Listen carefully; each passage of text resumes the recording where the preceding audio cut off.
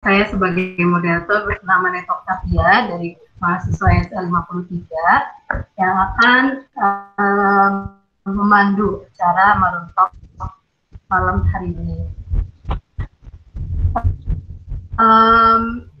Sebelumnya kita lihat dari TV dari pembahas kali ini, namanya Kak Alfi Irfan, Fakultas Media Manajemen, Departemen ESL, kali stasi prestasi dan jabatan yang beliau lalui itu founded di All Asosio dari tahun 2013 sampai sekarang kali di PB khususnya ada direktur dari PT Global Inovasi Hijau, kemudian ada dari PT Vio Sosio.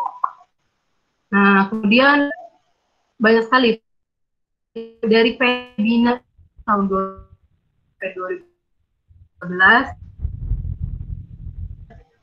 mengikuti delegasi-delegasi internasional dan menangkan award. Jadi dia sangat menjadi prestasi sangat luar biasa sekali pembahas kali ini. Dari young leader, jadi itu sangat banyak sekali, jadi saya bingung menyebutnya satu-satu. Jadi intinya Kak Alfi ini pembahas kali ini kita di acara Maroon Talk ini tidak akan rugi karena beliau orang yang sangat kompeten di bidangnya. Membahas mengenai entrepreneur sendiri, saya mengabarkan sedikit. Jadi di masa pandemi ini mungkin sudah banyak yang berubah ya. Di masa pandemi ini khususnya di bidang entrepreneur atau entrepreneurship. Banyak tantangan dan hambatan yang dilalui oleh entrepreneur khususnya agar kita bisa membolak balik lagi tujuan dan marketing dan lain-lain yang mengikuti zaman sekarang. Nah, mungkin Kak Alfi bisa memberikan banyak trik and tipsnya bagaimana bisa kita menyesuaikan dalam kondisi pandemi ini. Apalagi sekarang yang kita tahu kita sebagai mahasiswa yang siap kerja, yang dituntut untuk siap kerja, di luar sana malah banyaknya PHK besar-besaran, itu sekitar katanya kementerian. Menurut kementerian itu 1,7 juta sudah dari tanggal 20 Mei 2020 yang sudah di PHK. Jadi ini merupakan suatu mental yang harus kuat untuk kita semua. Yang katanya lulusan pandemi atau lulusan COVID ini bisa memulai entrepreneurship setelah kita kuliah ataupun pada masa ini. Mungkin Kak bisa membahas bagaimana. Kak, silakan.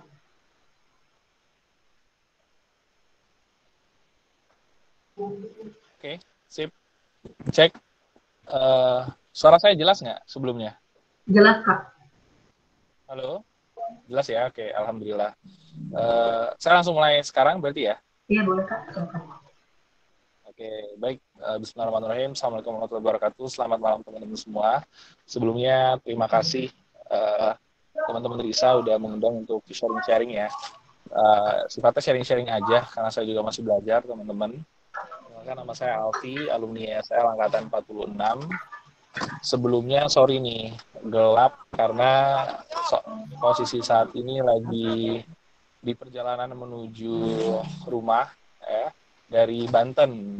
Jadi tadi di Banten lagi cari jahe merah untuk dibenih karena tahun ini Agrisosio mau ada penanaman kurang lebih di 25 hektar lahan untuk jahe merah. Baik, ini rata-rata angkatan berapa ya? Kalau boleh tahu yang hadir.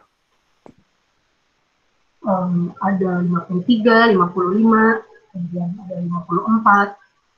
Dari luar IPB ada artinya. Oke, berarti cukup bervariasi ya, mulai dari tingkat pertama sampai tingkat keempat ya. Oke, sip. Kalau boleh tahu rata-rata background sebelumnya udah pada tahu agri sosio atau belum ya? Saya pribadi sudah. Mungkin teman-teman bisa bicara Oke, juga okay. Mungkin di sini bisa. kapasitas saya jelasin sedikit nanti terkait dengan agri sosio itu apa. Kemudian saya akan sedikit menjelaskan mengenai perspektif dari sisi pengusaha ya terhadap COVID-19 ini. Tapi sebelumnya mohon maaf saya menyampaikan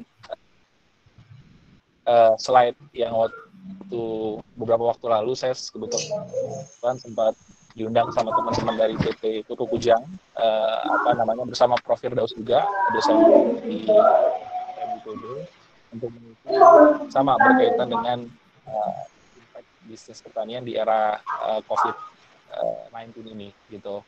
Nah, mungkin bisa next ya. Next, operator, next. Halaman kedua mungkin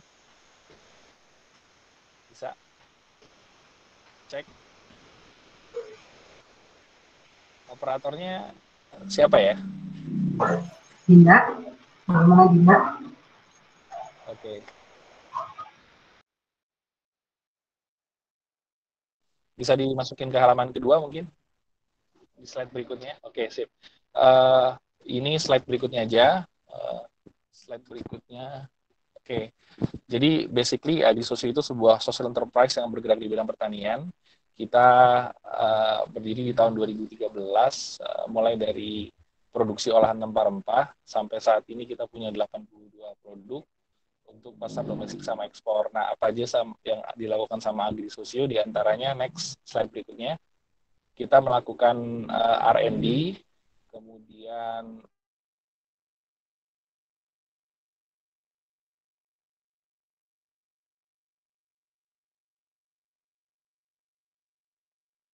produksi sama perdagangan di pertanian dan pangan, kemudian termasuk rempah dan pangan olahan.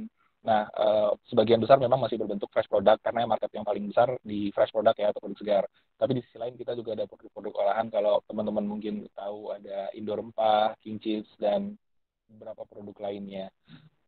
Next, selain kita melakukan riset, produksi sama perdagangan, kita juga melakukan kegiatan pengembangan masyarakat dan wilayah pedesaan. Nah, saat ini kita punya mitra kurang lebih di 55 kelompok tani, sama kurang lebih 40 mitra strategis lainnya. Nah, jadi total ada 95 mitra strategis, di antaranya selain kelompok tani juga ada pondok-pondok pesantren, ya, kurang lebih di 21 titik itu. Nah, next. Nah, next lagi. Nah, oke. Jadi saat ini Agi Sosio punya beberapa learning center, di antaranya ada di Ciampea, di Megamendung, di Lembang, sama di Cipanas.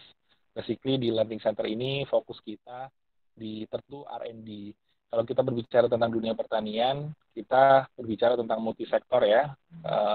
Di on farm-nya saja kita berbicara tentang pembenihan, kemudian teknik budidaya, panen dan pasca panen.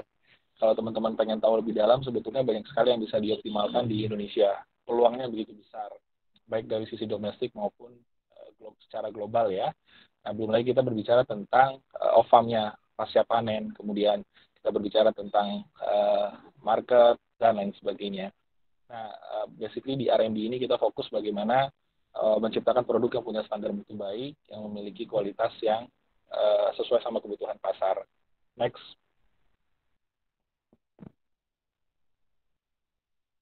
Oke. Nah, di handling on farm sendiri, kegiatan Agri Sosio diantaranya kita melakukan support permodalan untuk petani, diantara dalam bentuk benih, pupuk, dan obat-obatan, termasuk diantaranya pendampingan, pelatihan, hingga panen dan grading. Nah, setelah itu kita ada beberapa packing house ya, mana nanti di situ akan kita terima produk dari petani, kita timbang, kita kemas, sortir, lalu kita kirim ke customer kami. Next.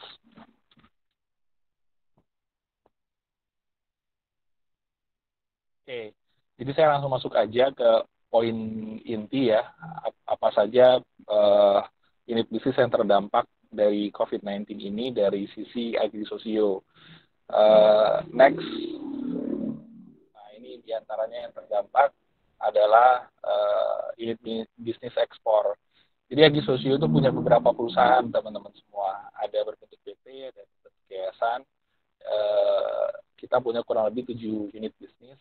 Nah, di antaranya ini ekspor. Nah, ekspor itu kita biasanya normal pengiriman sayur itu sekitar 2-4 ton per 2 hari ke Singapura. Nah, kemudian kita juga ada pengiriman rimpang dan sayur-sayuran, itu normalinya per minggu ke Jeddah, itu kurang lebih 2 ton.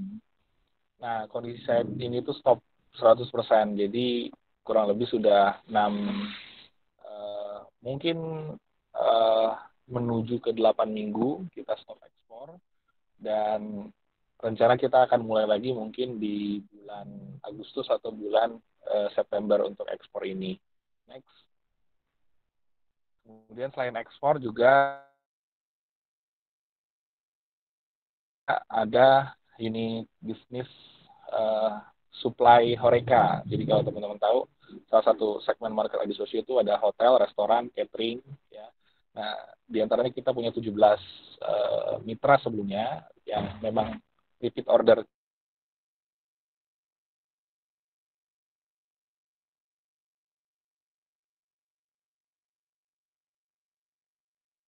ke agri sosio, ya hotel, restoran, catering.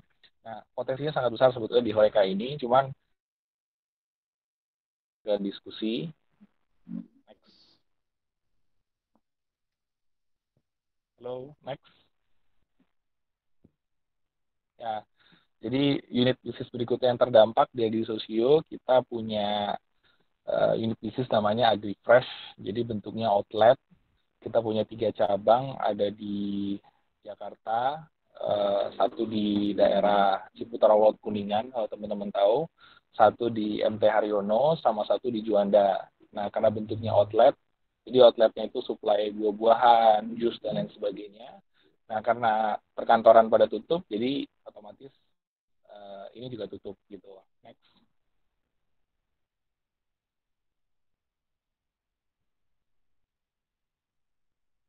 Selain itu kita juga punya unit bisnis di bidang IO ya. Nah, di antaranya kita mengadakan kegiatan-kegiatan pasar rakyat tani di mall-mall gitu. Sama karena dampak COVID-19 ini juga kita tidak bisa laksanakan untuk sementara waktu. Jadi pasar rakyat tani untuk sementara ditiadakan. Next.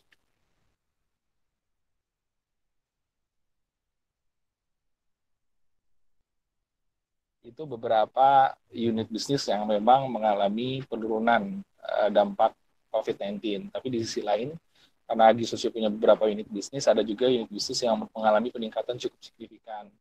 Di antaranya penjualan produk olahan dan produk segar perumahan ini peningkatannya cukup signifikan, hingga mencapai 400% untuk yang Indo rempah peningkatannya. Nah, untuk yang suplai ke perumahan itu meningkat sampai 50%.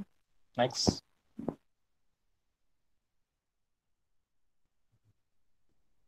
Termasuk diantaranya peningkatan permintaan ke industri. Jadi contohnya misalkan tahun ini Agri Sosio ada MOU dengan beberapa industri besar di domestik. Kita ada penanaman jahe merah di 25 hektar, termasuk penanaman sayur-sayuran di 6 hektar untuk suplai kebutuhan industri. Next. Nah, strategi ke depan, rencananya Agri Sosio ingin tentunya perkuat inovasi on farm, mulai dari pembenihan, teknik budidaya hingga pasca panen, karena dengan inovasi teknologi kita bisa meningkatkan produktivitas dan kualitas dari produk kita. Nah, kemudian insya Allah dalam waktu dekat ini kita sudah mulai masuk new normal, kita akan mengaktifkan kembali ekspor dan pengembangan produk industri ke depan. Next. Next aja ini. Next aja. Next lagi. Next lagi. Udah. Jadi mungkin itu gambaran umum ya teman-teman semua ya tentang impact COVID-19 ini terhadap bisnis agri sosio, tentunya secara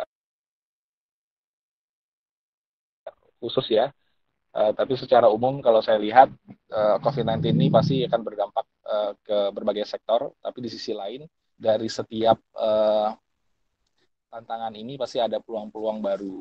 Insya Allah kalau bisa kerja keras, kerja cerdas, networkingnya bagus, cepat akan bangkitnya.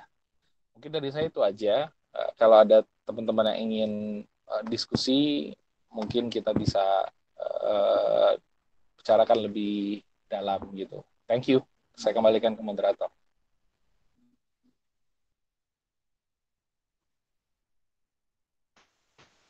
Terima kasih Pak Alfi atas pemaparannya. Oke, langsung aja kali ya kita sharing, tanya jawab. Jadi boleh dari teman-teman yang kita buka dulu sesi pertama, kita penanya. Boleh di kolom komentar atau boleh langsung men-on-kan mic-nya kemudian bertanya. Oke. Teman-teman.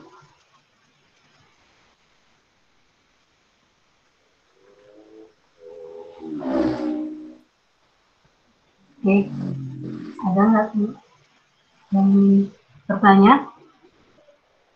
Mungkin Kak, mungkin sembari menunggu teman-teman yang lainnya untuk bertanya, di kolom komentar mungkin mereka masih memikirkan. Nah, saya ingin tanya Kak, tadi ya networking menurut Kakak ya kita harus mengembangkan networking dan lain-lain di masa pandemi ini. Nah, kalau untuk membangun networking, untuk kerjasama itu bagaimana sih Kak? Tadi agak sempat ini gimana? Ya tadi kan networking ya Kak Alfi udah bicara bahwa sekarang itu kalau kita bisa mengembangkan networking itu kita tetap bisa berkembang di masa pandemi. Nah itu networking itu cara untuk kita bisa mendapatkan network yang baik, kerjasama yang baik, kemudian menemukan seseorang atau enggak untuk di masa-masa pandemi itu tuh bagaimana sih Kak? Ada satu visi misi gitu.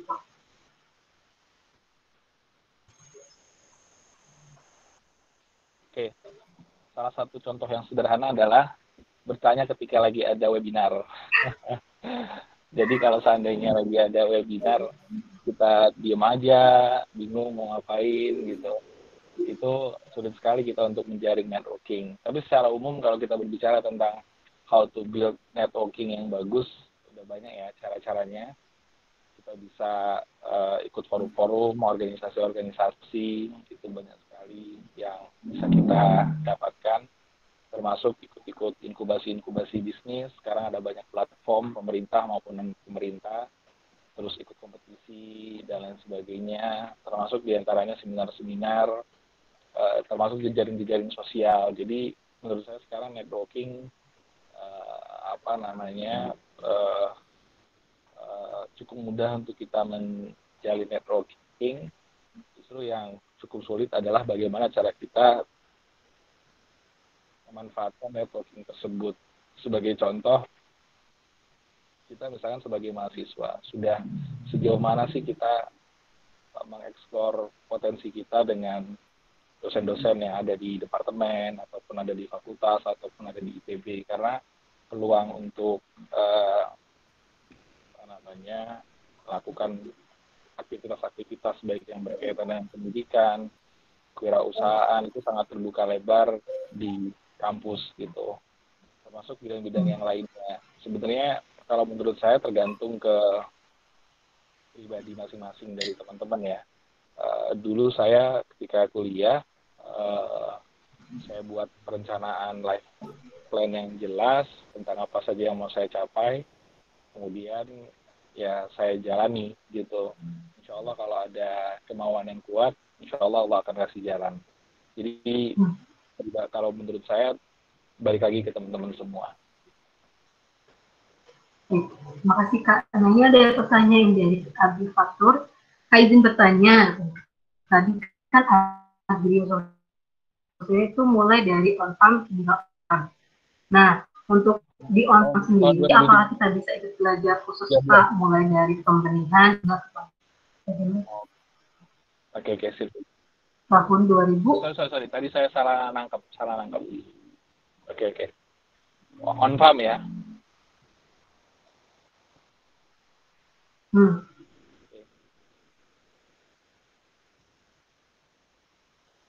Mulai dari pembelian hingga penanganannya gitu. Ya, di on farm kita kegiatan mulai dari pembenihan, tapi pembenihan kita belum sampai yang advance, kita baru lebih ke arah mau masuk ke sertifikasi dan melakukan pembenihan secara konvensional yang sudah agak lebih advance, kita masuk ke teknik budidaya. Nah, teknik budidaya kita udah menggunakan vertigasi irigasi tetes berbasis IoT. Jadi, sebagai contoh, di lahan kita pasang sensor ground untuk mendeteksi kelembapan, suhu, tingkat keasaman, unsur hara. Jadi penanaman itu bisa berjalan secara efisien dan efektif. Dan kita bisa atur semua secara otomatis dan kita punya aplikasi sendiri. Jadi kita bisa atur sedemikian rupa supaya eh, tumbuhan punya kebutuhan nutrisi sama air yang cukup. Nah, kemudian dipanen, pasca panen kita juga sudah mulai masuk ke olahan seperti yang jahe merah. Itu nanti kita akan masuk ke tidak hanya fresh tapi olahan ya kering dan lain sebagainya. Jadi di on farm Agi Sosio terus dilakukan pengembangan. Insya Allah kalau on farmnya kuat maka off farmnya juga bakal bagus gitu. Oke, ada pertanyaan lagi nih Kak dari Usman Abdul Muluk, katanya karena beberapa unit bisnis tutup, nah karena terdampak COVID, lalu hasil petani disalurkan kemana dan apakah mengganggu hubungan kita dengan petani? Oke. Jadi sistem hubungan Agriculture sama petani itu ada beberapa model ya. Ada yang sifatnya kontrak farming, ada yang sifatnya beli putus. Nah untuk yang kontrak farming, ketika memang ada perubahan demand ya kita akan revise kontrak itu. Karena ini kan hitungannya force major ya. Jadi dalam kontrak itu ada kejadian-kejadian eksternal yang kita nggak bisa kontrol. Maka itu kita revise, kita revisi dengan petani. Dan petani selama ini sih oke dengan hal itu.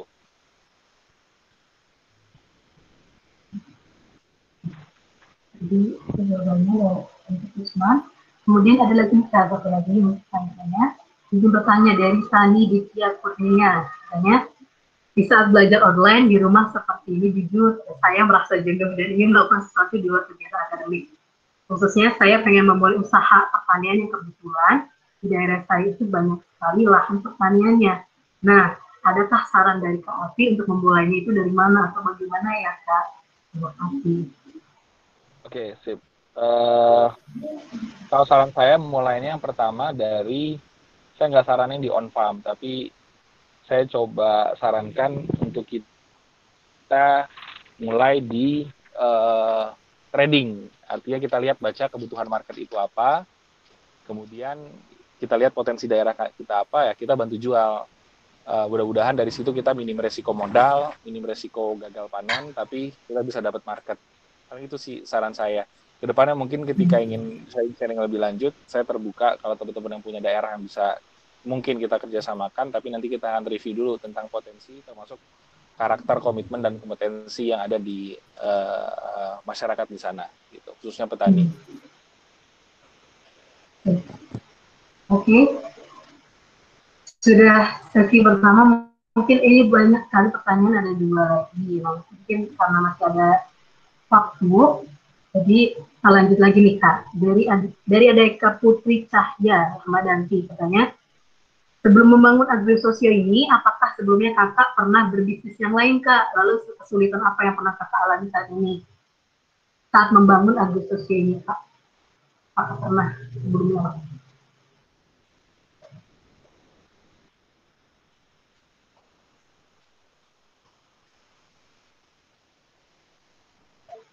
Tapi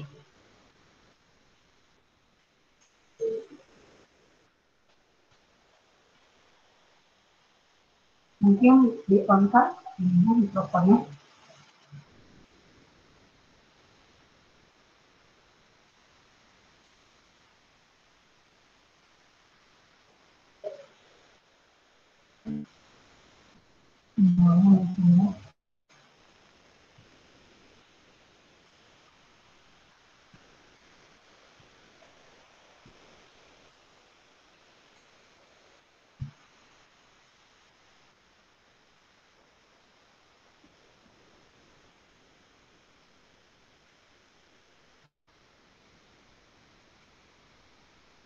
Sebenarnya teman-teman mungkin lagi terkendala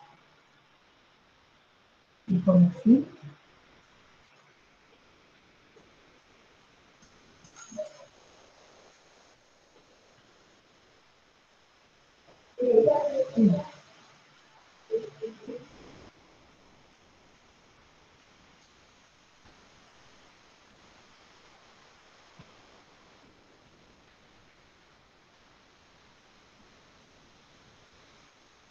Ini di-on-kan kok mic-nya.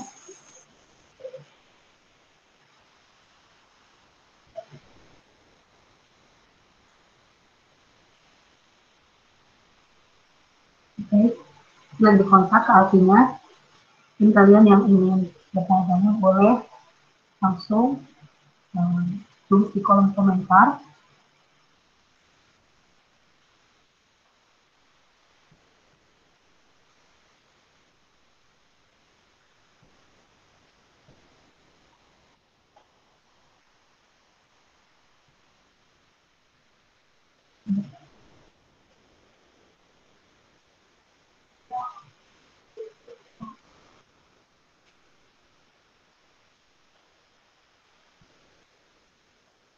Komputer ini ya.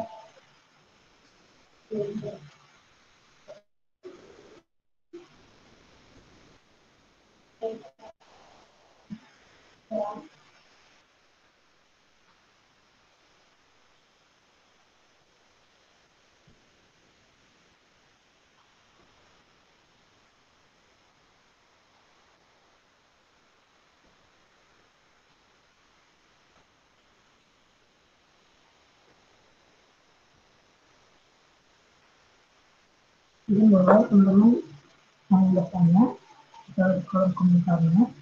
Kemudian kita pilih yang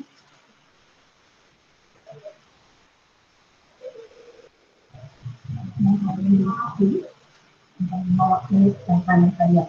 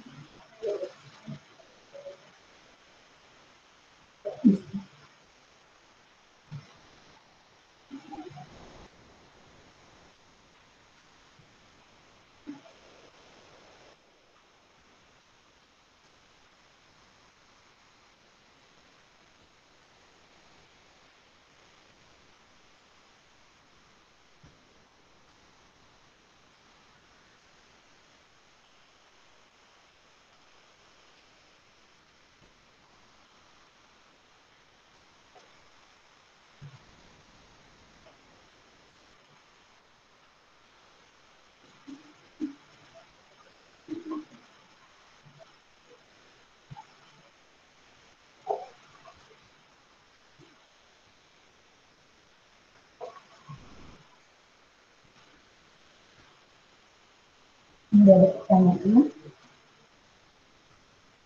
Jadi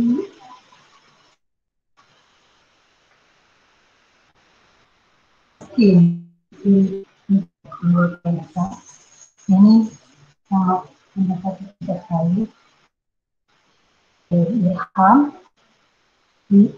mengenai bagaimana calon yang harus dilewati, yang pernah dilalui, apa yang harus dimiliki dan kembangkan. Ada yang bertanya mengenai program magang untuk ini masih kita coba untuk kontak tadi Pak Alfinya. Halo, sorry. Saya baru join lagi. Halo? Iya, Kak.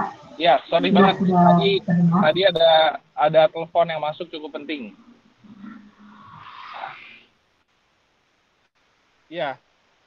Oke, Kak. Boleh dilanjut. Suara saya sudah cukup jelas? Untuk pertanyaan-pertanyaan dari teman-teman. Ya. Sudah jelas. Ini ada pertanyaan lagi, Kak. Ingin bertanya dari teman-teman.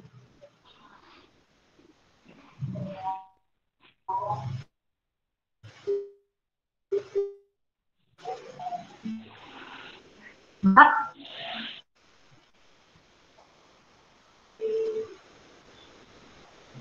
Oke. Alfi, oke. Ada pertanyaan nih Kak dari tadi um,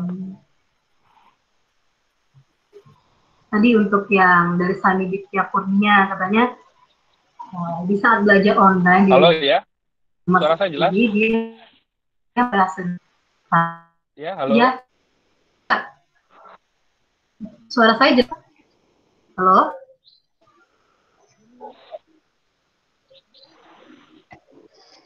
suara saya jelas. Sangat jelas. Ini Dok, kacanya oke. ditutup, Dok, tolong. Ini ada pertanyaan kita sesi 2 ya.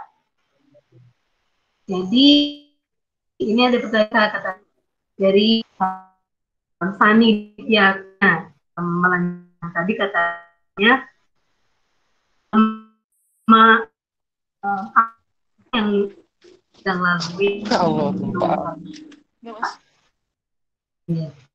usaha di kebun. Tadi udah lanjut yang ini dari Eka Budi Cahya. Nah ini Kak, apakah kakak sebelumnya pernah berbisnis juga Kak katanya? Lalu kesulitan apa yang pernah kakak alami saat membangun Agri Sosio ini? Apakah sebelumnya pernah berbisnis?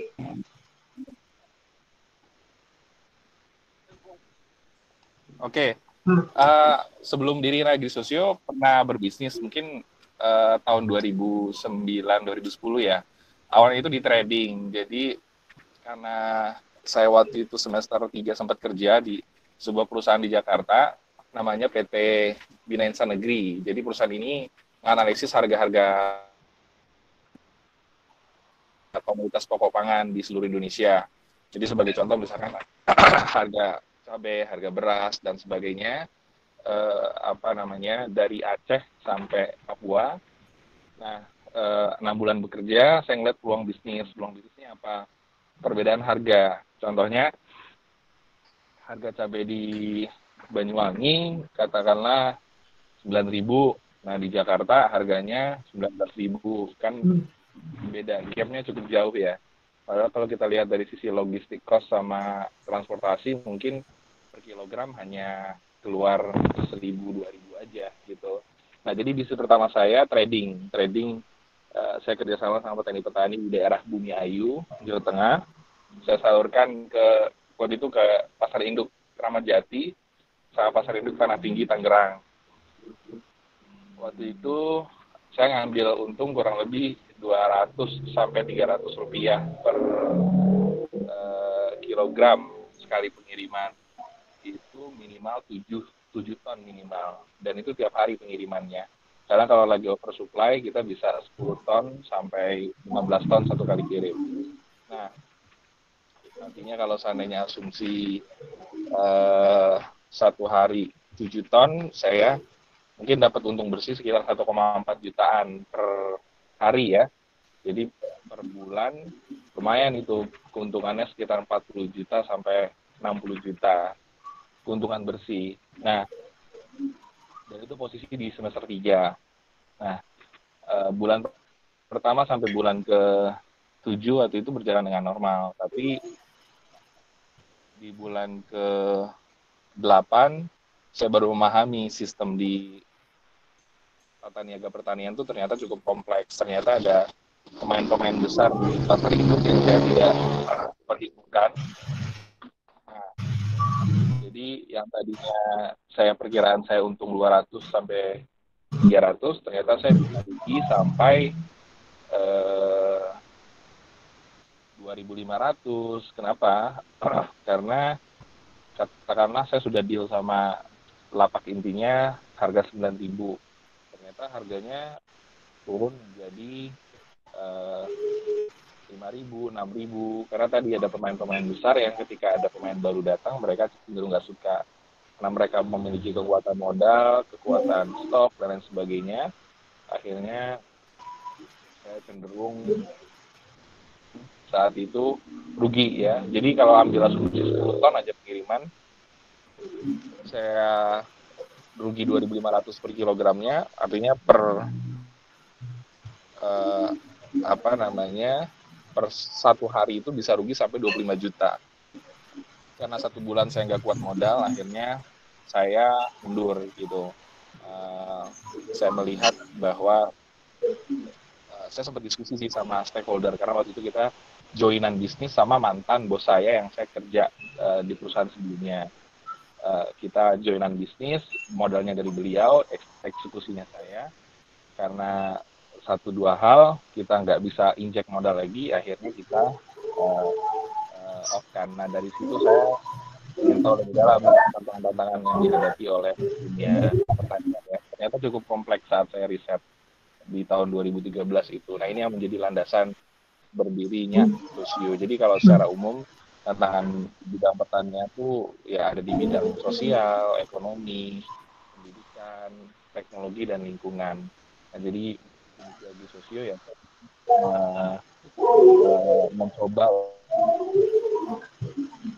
untuk memperkecil gap antara yang ada dengan peluang-peluang yang begitu besar gitu. Jadi kalau ditanya kegagalan-kegagalan sebelum Adi Sosio tuh ada, dan tantangan-tantangan setelah mendirikan Adi Sosio pun banyak, bukan hanya sedikit ya. Dari tantangan-tantangan kehabisan modal, manajemen SDM, tantangan-tantangan SDM, tantangan-tantangan market, produksi. Tapi insya Allah di setiap tantangan itu selalu ada strategi yang bisa kita lakukan untuk uh, menyelesaikan tantangan-tantangan tersebut. Jadi itulah kurang lebih. Oke Kak, ada pertanyaan lagi, mungkin 2 lagi. Ada kita lihat satu sesi 3 pertanyaan. Nah ini dari Gandhi, nah ini Gandhi dan Fabri Sudrajat. Ini bertanya Kak, katanya bagaimana sih cara untuk membuat planning bisnis dengan baik agar dan berapa lama waktu yang dibutuhkan untuk membuat ini untuk para entrepreneur muda atau yang mau memulai bisnis? Oke. Tadi pertanyaan dari siapa? Sandi ya kalau nggak salah ya. Oh dan oke. Nah saya belum tahu nih Dadi apakah sebelumnya udah pernah mengikuti seminar-seminar bisnis atau coaching-coaching bisnis atau belum. Tapi saran saya kalau untuk saya jawab secara detail, dia tidak mungkin di volume sesingkat ini. Akan tetapi coba nanti ikut inkubasi-inkubasi bisnis. Nah, kayak di IPB ataupun universitas lain tuh banyak sekali sebetulnya inkubasi-inkubasi bisnis yang bisa diikuti. Baik ketika mahasiswa maupun sudah lulus, alumni pun masih diberi kesempatan untuk ikut inkubasi-inkubasi bisnis. Nah, selebihnya mungkin ada beberapa tools yang bisa teman-teman gunakan ya. Kalau teman-teman tahu mungkin ada yang pernah belajar bisnis model Canvas, Lean Canvas, kemudian strategi bisnis strategic management. Nah itu bisa dipelajari sebetulnya, sourcingnya di internet itu sangat banyak. Kita bisa belajar dari YouTube, dari browsing di Google. Insya Allah kalau kita bisa pelajari itu banyak sekali ilmu-ilmu yang bisa kita dapatkan. Tapi menurut saya kuncinya di action sih. Kalau kita bisa aksi, mudah-mudahan kita bisa belajar dari step-step yang kita lakukan. Yang wirausaha itu adalah aksinya ya Kak. Nah ini ada pertanyaan lagi nih Kak, satu lagi mungkin kita langsung aja nih dari Ilham dan Sakti. Nah itu bagaimana sih Kak untuk challenge-nya untuk bagaimana sih untuk meningkatkan ilmu atau skill yang harus kita kembangkan gitu dan pelajari untuk kita bisa terjun di dunia entrepreneur. Nah dan juga untuk saran dari kakak juga untuk riset itu bagaimana sih kalau ada kegiatan bisnis startup untuk mengembangkan potensi teman-teman Excel yang Excel miliki, jadi untuk bagaimana bisa mengembangkan soft skill yang untuk bisa terjun ke entrepreneur dan bisa ini. Oke. Untuk meningkatkan kompetensi, saran saya teman-teman banyak ikut kegiatan-kegiatan yang di luar dari kelas. Jadi kalau kita berbicara tentang di IPB kan banyak tuh wadah-wadah yang bisa kita ikuti sesuai sama minat bakat kita. Yang suka bisnis mungkin bisa ikut, mungkin ada UKM bisnis, saya nggak tahu sekarang UKM bisnis namanya apa di IPB, tapi forum-forum bisnis lainnya banyak, ada IPBEC dan lain sebagainya, forum-forum bisnis yang bisa kita belajar banyak di sana. Termasuk kita punya inkubasi bisnis kan di IPB, kita bisa ikut itu. Saya rasa banyak sekali pelajaran-pelajaran yang bisa kita ambil, termasuk tidak hanya internal, kita juga bisa ikut kegiatan-kegiatan eksternal kampus. Kalau yang minatnya di kewirausahaan, tentunya ikut forum-forum bisnis. Itu menurut saya nggak terhitung lah jumlahnya kalau untuk yang eksternal kampus, mulai dari level kabupaten, level provinsi, nasional, sampai ke level yang internasional. Nah, kuncinya teman-teman harus keluar dari comfort zone, keluar dari zona nyaman. Kalau teman-teman semua ngerasa hidup itu happy-happy aja ya, nggak ada tekanan, menurut saya kurang baik sih. Kalau saya flashback ya ke saat saya kuliah, justru teman-teman kalau seandainya pusing, banyak deadline dan lain sebagainya, harusnya happy karena kapasitas teman-teman semua meningkat. Nah, untuk Risa, saran saya, saya nggak tahu ya kalau seandainya tahun ini fokus Risa lebih ke arah apa. Tapi kalau di zaman saya, Risa itu banyak identik ke arah ekonomi lingkungannya gitu. Jadi selalu berbicara tentang ekonomi lingkungan. Nah, kalau kita lihat kan ESL itu tupoksinya ada 3 tuh. Ada ekonomi lingkungan, ekonomi pertanian, ekonomi sumber daya. Nah, ini kalau kita explore tuh sebetulnya banyak sekali bidang-bidang atau ilmu-ilmu yang bisa kita peroleh ya gitu di 3 bidang ini gitu. Jadi tidak hanya ke lingkungan juga sekarang sangat strategis sekali isu-isunya, tapi juga ada bidang sumber daya, ada di bidang pertanian juga. Nah, kalau saya kan lebih concern ke ekonomi pertanian, makanya saya dirikan ID Sosio. Walaupun tidak bisa dikotak-kotakan juga ilmu di pertanian pun, di ekonomi pertanian pun, saya otomatis akan berhubungan sama lingkungan, akan berhubungan sama sumber daya gitu. Jadi menurut saya teman-teman adik-adik kelas terutama jangan cuma fokus di kelas aja, tapi juga harus banyak melakukan kegiatan-kegiatan intrakampus maupun ekstra kampus, karena di situ kapasitas teman-teman semua bisa meningkat, insya Allah. Insya Allah. Nah, salah satu entrepreneur itu yang dibutuhkan itu bagaimana aksinya, kayak mau belajarnya. Seperti itu. Nah, sudah selesai nih Kak, sudah selesai sesi 1, sesi kedua. Nah, ini masuk ke acara selanjutnya itu adalah statement dari Kak Alfi. Jadi untuk closingnya, bagaimana kita menanggapi peluang dan tantangan entrepreneur setelah adanya pandemi. Silakan Kak, mungkin ada statement yang memang tips and tips-nya gitu untuk menghadapi pandemi ini. Oke. Menurut saya teman-teman harus punya semangat yang kuat untuk beraksi ya gitu. Jangan, karena kita kan kebanyakan selama ini teori-teori aja ya, kita berbicara tentang wacana dan lain sebagainya. Kita harus mulai aksi, just do it aja gitu, bukan duit uang ya, tapi do it, lakukan gitu. Karena insya Allah dari kita lakukan apa yang sudah kita rencanakan, insya Allah akan ada banyak hal-hal yang nanti kita bisa dapatkan gitu. Jadi dampak COVID-19 saya rasa walaupun terlalu mungkin kalau saya rasa untuk mahasiswa belum begitu terlalu berdampak dibandingkan dengan apa yang saya lihat di lapangan. Ya tadi ya, seperti banyak orang yang kena PHK dan lain sebagainya. Teman-teman harusnya bisa banyak belajar dari situ, bahwa kita harus bisa belajar dari ketidakpastian. Kita harus belajar bekerja, bergerak di situasi yang penuh dengan ketidakpastian. Nah, di situ kalau menurut saya kuncinya di peningkatan soft skill sama life skill gitu.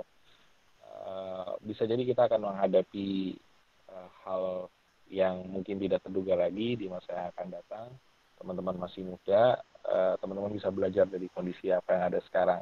Mungkin secara singkat kalau kayak ujian, coba teman-teman nanti polanya, kalau selama ini kan ujian yang dikasihnya A, B, C, D, kita suruh milih apa. Ya. Nah, coba bayangkan nanti kita dikasih blank paper gitu, kita suruh buat apa. Nah, teman-teman harus berpikir di level itu gitu. Ketika nggak ada apa-apa, teman-teman mau buat apa gitu. Mudah-mudahan kalau teman-teman sudah berpikir di level itu dan bertindak di level itu, ya kita bisa berbuat banyak ya untuk minimal lingkungan di sekitar kita. Mungkin itu. Oke, jadi tadi segmen dari Alfi banyak peluang dan tantangan, tapi kalau misal kita mau belajar, kita memang bisa pintar, karena generasi kita generasi tahan banting ya, yang mana harus putar balik lagi bagaimana bisa bertahan di kondisi saat ini. Mungkin itu saja Kak Alfi, terima kasih atas waktunya Kak, telah menyempatkan buat teman-teman semua. Semoga lancar. Nanti kalau yang udah lulus, kalau mau kerja di Agri Sosio, boleh, monggo, silahkan. Kalau Agri Sosio ini ya, ada kegiatan-kegiatan. Banyak sih, kita banyak sekali pekerjaan-pekerjaan yang perlu dilakukan untuk mengimprove dunia pertanian ini. Gitu. Semangat buat teman-teman semua, cepat lulus. Amin. Terima kasih Kak. Ya, sama-sama. Mohon doanya juga. Assalamualaikum. Waalaikumsalam warahmatullahi wabarakatuh. Oke teman-teman, terima kasih yang udah hadir di Marun Talk ini. Semoga bisa bermanfaat buat teman-teman semuanya. Bagi yang ingin terjun ke dunia entrepreneur, jangan patah semangat. Semua ada peluang, semua pasti ada hambatan, tapi kita harus pintar-pintar dalam menyesuaikan kondisi saat ini. Oke, terima kasih untuk semuanya. Semoga bisa bermanfaat ya. Terima kasih. Terima kasih untuk panitia juga.